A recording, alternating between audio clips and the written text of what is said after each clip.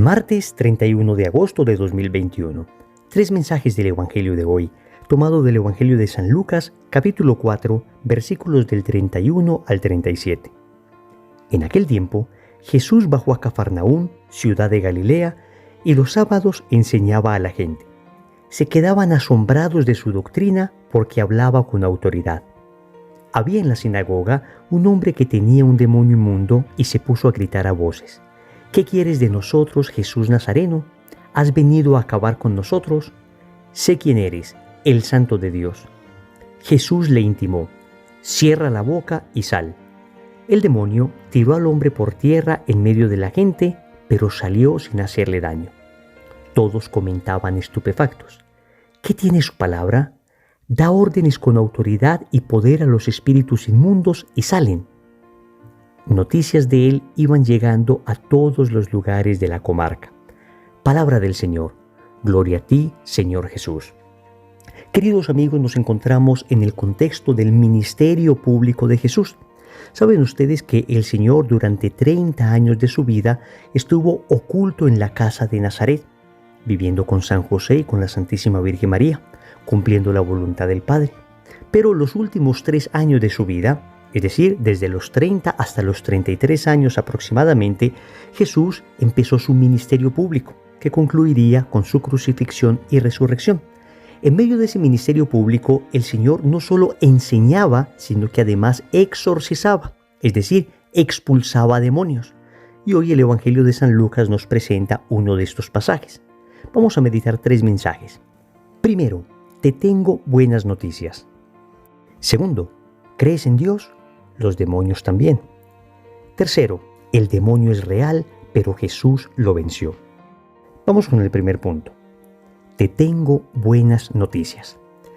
El Evangelio nos dice cuál fue la respuesta de la gente ante la actitud y las palabras de Jesús.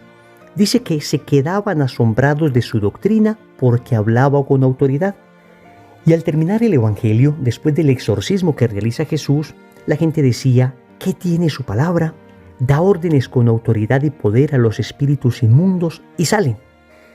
Querida familia, la gente se asombraba de la doctrina de Jesús, la gente se sorprendía de su palabra y se preguntaba: ¿qué tiene esa palabra?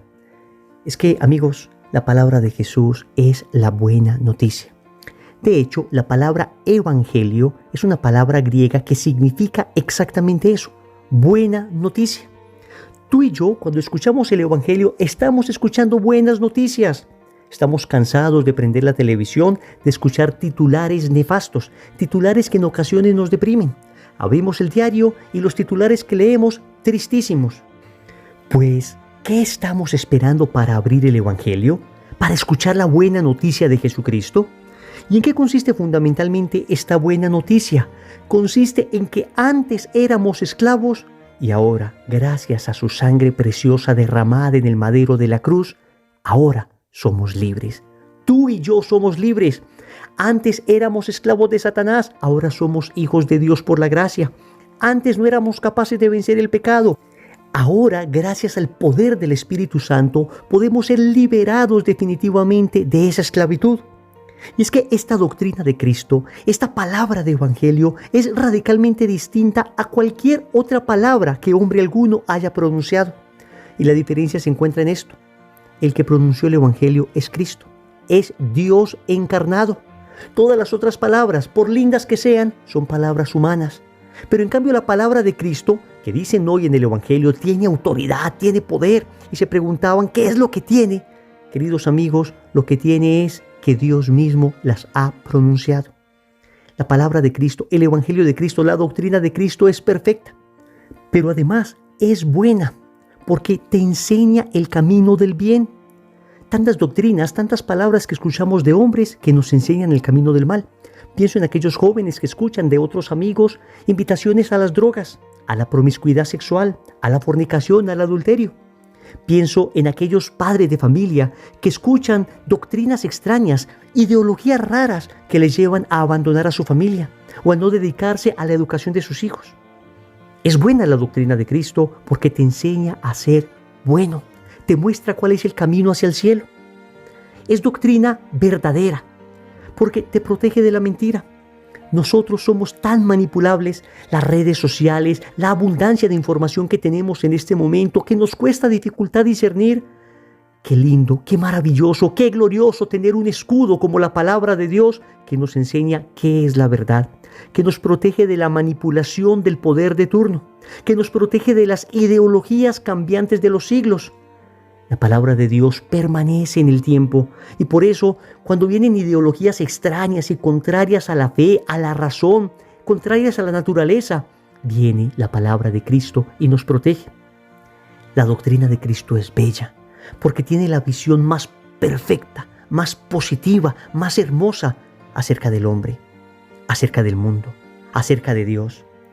Si nos alejamos del Evangelio, ¿qué es el hombre entonces?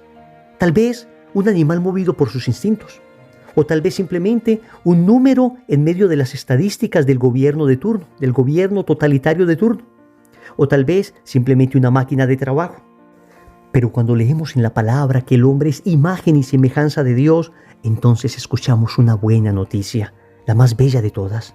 Y esta noticia nos protege de ser utilizados como fichas en medio de un engranaje institucional que en ocasiones termina triturando la dignidad del hombre. La visión del mundo, la más bella visión del mundo, procede del Evangelio. Porque sin el Evangelio la vida no tiene sentido, la existencia no tiene sentido. ¿Tanto esfuerzo para qué? ¿Hacia dónde se dirige esto? Pero cuando leemos la palabra de Dios, sabemos que el mundo tiene su consumación en Cristo, que es en Él en el que Dios recapitulará toda la historia, que en Cristo este mundo como lo conocemos será redimido. Pero es que el Evangelio nos enseña la visión más bella de Dios. Puedes consultar cualquier otra religión, cualquier filosofía por bella que sea que hable de Dios y te darás cuenta que no existe un Dios tan cercano como el nuestro, una visión tan bella, tan hermosa de Dios como la que tenemos los cristianos. Es que no es solamente un Dios todopoderoso que está lejos, es un papá que me ama, que me rescata, que me salva. Te tengo buenas noticias, y esas buenas noticias son las palabras de Cristo. Segundo, ¿crees en Dios?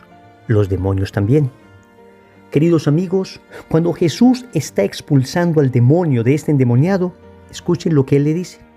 Sé quién eres, el Santo de Dios. Tremendo evangelio. Tremendas palabras. Amigos, el demonio sabe quién es Jesús, sabe que es el Hijo de Dios, sabe que es el Santo de Dios. Esto es increíble porque esto significa que el demonio tiene fe y específicamente así lo dice la carta del apóstol Santiago en el capítulo 2, versículo 19. ¿Tú crees que hay un solo Dios? Haces bien. También los demonios lo creen y tiemblan. Óyeme bien, el hecho de que tú creas que Dios existe es bueno, pero no suficiente. Y no es suficiente porque los demonios también saben que Dios existe y sin embargo no se salvan por eso. Para entender esto, vamos a leer completo el pasaje de Santiago. Hermanos, si uno dice que tiene fe, pero no viene con obras, ¿de qué le sirve? ¿Acaso lo salvará esa fe? Si un hermano o una hermana no tiene con qué vestirse ni qué comer, y ustedes le dicen que les vaya bien, caliéntense y aliméntense, sin darles lo necesario para el cuerpo, ¿de qué les sirve eso? Lo mismo ocurre con la fe. Si no produce obras, muere solita. Y sería fácil decir a uno, tú tienes fe, pero yo tengo obras. Muéstrame tu fe sin obras, y yo te mostraré mi fe a través de las obras. De la carta de Santiago, capítulo 2, versículos del 14 al 18. Así es, queridos amigos, no basta tener fe. Además, hay que tener obras. Ese demonio reconoció a Jesús, sabía que Dios existía y sabía que el Hijo de Dios se había encarnado. Y sin embargo, esto no le bastó para salvarse. Al contrario, estaba aterrorizado ante la presencia de Cristo. ¿Por qué? Porque no tenía obras. En otras palabras, no había amor, caridad en su corazón. Amor en primer lugar hacia Dios. No amaba a Dios. Al contrario, le temía a Dios. Le tenía al frente y quería salir corriendo ante su presencia. Nuestra fe debe tener amor en la base. Amor y fe juntos. Amor a Dios en primer lugar, pero amor también al prójimo. El demonio estaba atormentando a un hombre. ¿Qué va a tener caridad con ese hombre? Todo lo contrario, lo estaba atormentando porque lo odiaba como criatura de Dios. Si nosotros decimos, creo en Dios, pero no le amo, no amo a mi prójimo, no expreso esta fe con obras, pues más bien nos estamos pareciendo a ese demonio que sabía que existía un Dios y sin embargo ni le amaba a él ni amaba a sus criaturas. Qué tremenda exhortación, qué tremenda evaluación. Hoy podemos decir que muchos de nosotros que decimos tener fe podemos parecernos a ese demonio. Sí, señores, nos estamos comparando con un demonio tristísimo, pero es verdad. Si tú y yo decimos que tenemos fe, pero no mostramos esa fe con obras, con caridad concreta, con ayuda al necesitado, con un amor a Dios por encima de cualquier cosa, si no mostramos esa fe concreta, dando de comer al hambriento, dando de beber al sediento, vistiendo al desnudo, visitando al enfermo, o soportando con paciencia los defectos de los demás, enseñando al que no sabe, dando a Cristo, si no mostramos esa fe con obras de misericordia, queridos amigos, tenemos una fe muerta. Y Santiago, el apóstol, dice que esa fe muerta es parecida a la fe de un demonio. No lo digo yo, lo dice la palabra. Y es una exhortación para ti y para mí. Y todos los días tenemos que evaluarnos y preguntarnos, ¿mi fe está viva o está muerta? Si es una fe viva, es la fe del cristiano. Si es una fe muerta, es la fe de los demonios. Tercero, el demonio es real, pero Jesús lo venció. Dice el Evangelio que Jesús increpó al demonio. Cierra la boca y sal. El demonio tiró al hombre por tierra en medio de la gente, pero salió sin hacerle daño. Querida familia, el demonio es real, el demonio existe. No es simplemente el mal en general. Hay algunas corrientes teológicas que dicen que el demonio es simplemente el mal. No, amigos, el demonio hace el mal, pero el demonio no es simplemente el mal. Pablo VI dirá que el demonio es un ser concreto, un ángel caído, pervertido y pervertidor. Y dice que quien niegue la existencia de Satanás, como aparece en las Sagradas Escrituras y en el Catecismo de la Iglesia Católica, se sale de la enseñanza de la Iglesia. No podría llamarse católico. Lo que pasa es que, desafortunadamente, en alguna época se llegó a acentuar tanto la acción del demonio que pareciera que el demonio fuera más fuerte que Cristo.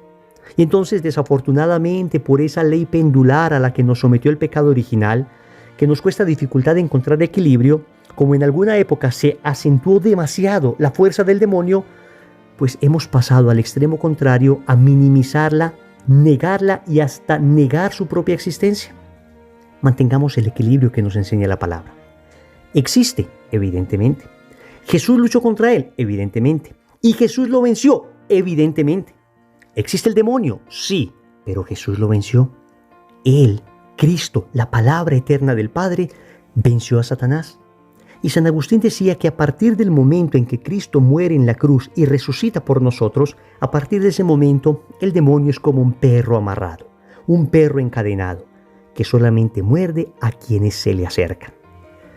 El demonio no puede andar por ahí haciendo todo el daño que quiere, pero si nos acercamos al demonio, si empezamos a coquetear con él, a través de prácticas de la nueva era, a través de brujerías, a través de creer en horóscopos, a través de creer en supersticiones, o peor aún, yendo donde brujos, donde adivinos, jugando tabla Ouija y cosas de estas, créanme, terminará haciéndonos daño y mordiéndonos. Recordemos entonces, primero, te tengo buenas noticias. Segundo, ¿crees en Dios? Los demonios también. Tercero, el demonio es real, pero Jesús lo venció. Compromiso. Vamos a rezar hoy la oración a San Miguel Arcángel del Papa León XIII para ser protegidos contra la acción del demonio. En el nombre del Padre, y del Hijo, y del Espíritu Santo. Amén.